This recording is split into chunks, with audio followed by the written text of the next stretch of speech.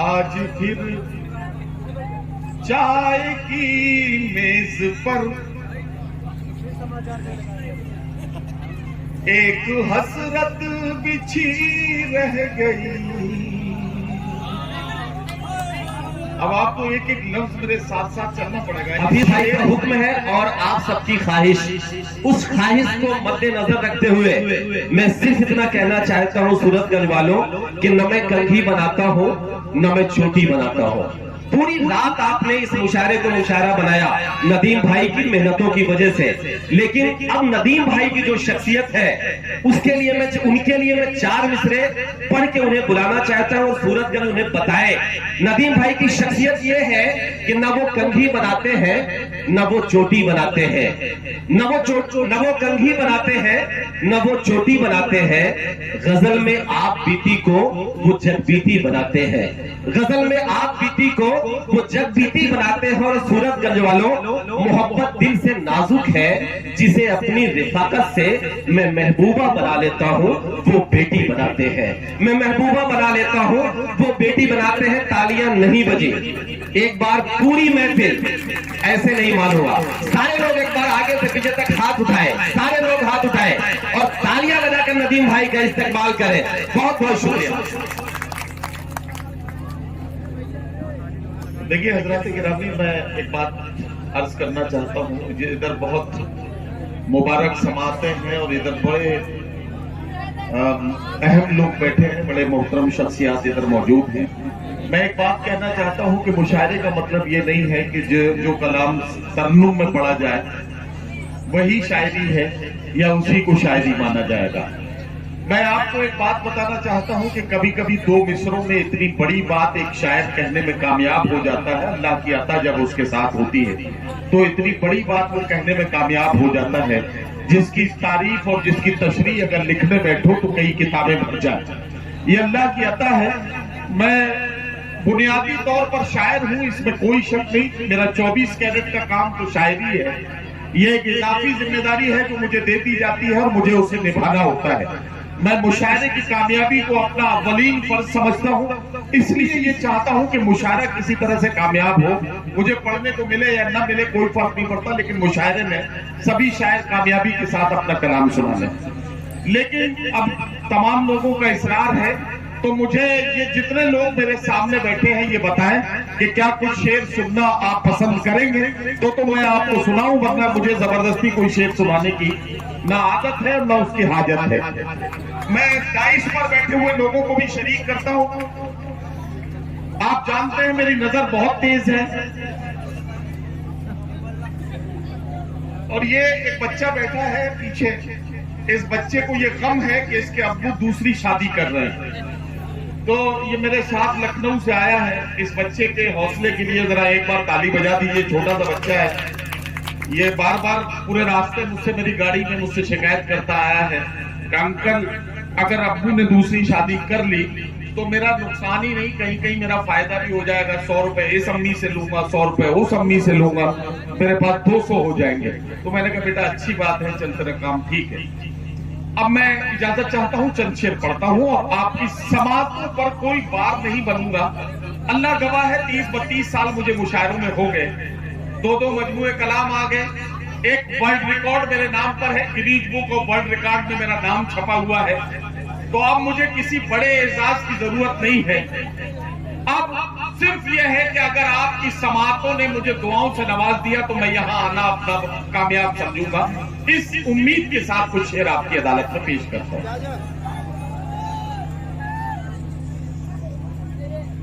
اگر زبان عطا کی ہے تو صدا بھی دے. اب یہاں سے آپ کو میرے ساتھ بولنا پڑے گا. اگر زبان عطا کی ہے تو صدا بھی دے، وگرنہ حرف غلط کی طرح مٹا بھی دے. اگر زبان عطا کی ہے تو صدا بھی دے، اگر زبان عطا کی ہے تو صدا بھی دے، وگرنہ حرف غلط کی طرح مٹا بھی دے. تمام عمر سفر ہی اگر مقدر ہے तो फिर परिंदों को उड़ने का हौसला भी दे। तमाम उम्र सफर ही अगर मुकद्दर है, तमाम उम्र सफर ही अगर मुकद्दर है, तो फिर परिंदों को उड़ने का हौसला भी दे। चार मिसरे और सुने, चार मिसरे और सुन लीजिए कि मासूम से अवाम को पागल बना दिया, मासूम से अवाम को पागल बना दिया, नफरत ने मेरे मुल्क को मक्तल बना दिया। मासूम से अवाम को पागल बना दिया, नफरत ने मेरे मुल्क को मक्तल बना दिया। जब भी बिछाई वक्त में शतरंज की बिसात, पैदल को शाह को पैदल बना दिया। जब भी बिछाई वक्त में शतरंज की बिसात, पैदल को शाह को पैदल बना दिया। चार मिसरे और सुने कि सुबह मगरूर को वो शाम भी कर देता है, शोहरतें छीन के गुमनाम भी कर देता है। वक्त से आंख मिलाने की हिमाकत न करो, वक्त इंसान को नीलाम भी कर देता है। वक्त से आंख मिलाने की हिमाकत न करो, वक्त इंसान को नीलाम भी कर देता है। अब एक गजल पढ़ता हूं, और ये गजल चूंकि मुझे मेरी बड़ी पसंदीदा गजल है। हफीज भाई तरन्नुम से रहने दीजिए, मैं तहत में ये गजल पढ़ता हूं, सुनिए। हाँ, मैं तहत में गजल सुनिए, मैं खासतौर से इसे सुनाना चाहता हूं आपको। शोरा इकराम भी सुने, मैं ये गजल शायद आपने भी नहीं सुनी होगी, तो मैं कुछ नई सी गजल आपको सुना रहा हूं। ये किसके खून से होठों का प्यास बैठी है, जो आज नहरे सितमगर उदास बैठी है।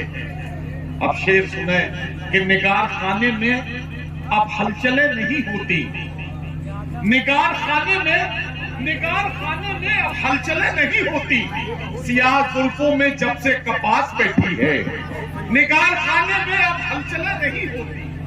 सियाह जुल्फों में जब से कपास बैठी है, वो लौट आएगा दिल को यकीन नहीं होता, मगर न जाने क्यों पलकों पे आस बैठी है। वो लौट आएगा दिल को यकीन नहीं होता, मगर न जाने क्यों पलकों पे आस बैठी है, मगर न जाने क्यों पलकों पे आस बैठी है। और ये शेर जितने भी मेरे शायर दोस्त हैं, इन तमाम शायर दोस्तों को शरीक करता हूं। वसीम, ये शेर खास तौर से कि हम ही हैं मीर के वारिस, ये कौन मानेगा, हम ही है मीर के वारिस, ये कौन मानेगा। हमारे घर में गजल बेलिबास बैठी है, हम ही है मीर के वारिस, ये कौन मानेगा। हमारे घर में गजल बेलिबास बैठी है, हमारे घर में गजल बेलिबास बैठी है। और हजरात गिरामी, ये शेर खास तौर से और सुनाना चाहता हूं कि तेरे गुरूर ने तुझको ये दिन दिखाया है, तेरी शिकस्त तेरे आसपास बैठी है। तेरे गुरूर ने तुझको ये दिन दिखाया है, तेरी शिकस्त तेरे आसपास बैठी है। मिटा न दे कहीं शादाबियां गुलाबों की, जो तेरे लॉन में जहरीली घास बैठी है। मिटा न दे कहीं शादाबियां गुलाबों की, जो तेरे लॉन में जहरीली घास बैठी है। और हरफ आखिर के तौर पर एक मतलब, दो शेर और आपकी ज़हमतें तमाम। मतलब पेश करता हूं, हबीज मतलब पेश करता हूं हरफ आखिर के तौर पर। मतलब सुन लीजिए कलीम, ये मतलब सुने खास तौर से, ये मतलब सुन लीजिए कि आदमियत का निगहबान बनाने के लिए, आदमियत का निगहबान बनाने के लिए कोई दरवेश हो सुल्तान बनाने के लिए, आदमियत का निगहबान बनाने के लिए कोई दरवेश हो सुल्तान बनाने के लिए। तेरी तस्वीरें लगा रखी हैं दीवारों पर, तेरी तस्वीरें लगा रखी है दीवारों पर, मैंने कमरे को परस्तान बनाने के लिए। तेरी तस्वीरें लगा रखी है दीवारों पर, मैंने कमरे को परस्तान बनाने के लिए। اور یہ شعر بطور خاص اللہ کا شکر ادا کر کے پڑھتا ہوں، میری قسمت کہ یہ دنیا مجھے پہچانتی ہے، میری قسمت کہ یہ دنیا مجھے پہچانتی ہے، لوگ مر جاتے ہیں پہچان بنانے کے لیے، میری قسمت کہ یہ دنیا مجھے پہچانتی ہے، لوگ مر جاتے ہیں پہچان بنانے کے لیے، تیرے بخشے ہوئے زخموں پہ نمک ڈال دیا اپنی تنہائی کو لوبان بنانے کے لیے، تیرے بخشے ہوئے زخموں پہ نمک ڈال دیا اپنی تنہائی کو لوبان بنانے کے لیے۔ حضرات گرامی، آپ کا بہت شکریہ، آپ نے مجھے بھی نبھا لیا۔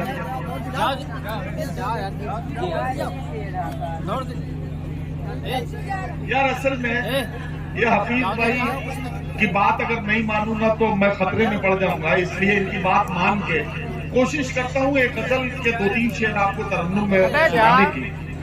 پڑھوں، اجازت ہے؟ اجازت ہے؟ ادھر سامنے والے دوست کو بتائیں۔ بہت شکریہ۔ ایک غزل پڑھتا ہوں ترنم میں۔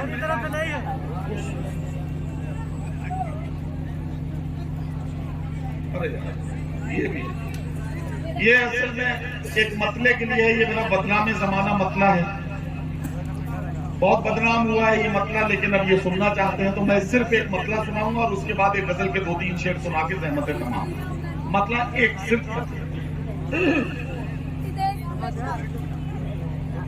آج پھر چائے کی میز پر ایک حسرت بچھی رہ گئی۔ اب آپ کو ایک ایک لفظ میرے ساتھ ساتھ چلنا پڑے گا اس شعر سے، اب آپ کو ایک ایک لفظ میرے ساتھ ساتھ چلنا پڑے گا اس شعر سے۔ یہ دونوں مصرے جب مکمل ہوں گے تو ایک تصویر بنے گی، اور وہ تصویر آپ کتنی پسند کرتے ہیں یہی اس شعر کا کمال ہے۔ یہ مطلب آپ کے لیے خاص طور سے تحفہ۔ سنیں بھائی سب لوگ۔ آج پھر چائے کی میز پر ایک حسرت بچھی رہ گئی،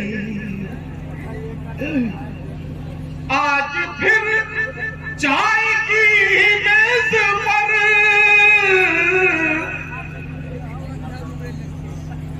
ایک حسرت بچھی رہ گئی،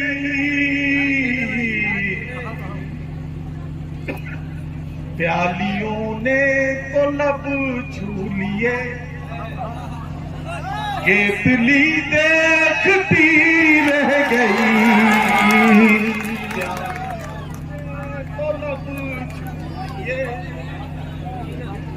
کیتلی دیکھتی رہ گئی۔ بہت شکریہ، میں سمجھتا ہوں یہ ترنم کا بھی معاملہ حلال ہو گیا۔ اس شعر کا کمال ہے، یہ مطلب آپ کے لیے خاص طور سے تحفہ۔ سنیں بھائی سب لوگ۔ آج پھر چائے کی میز پر ایک حسرت بچھی رہ گئی، آج پھر چائے کی میز پر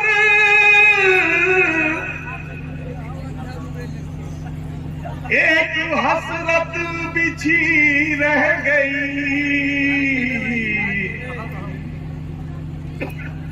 پیالیوں نے تو لب چھو لیے،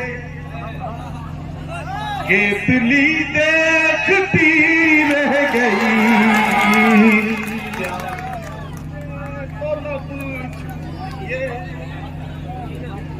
کیتلی دیکھتی رہ گئی۔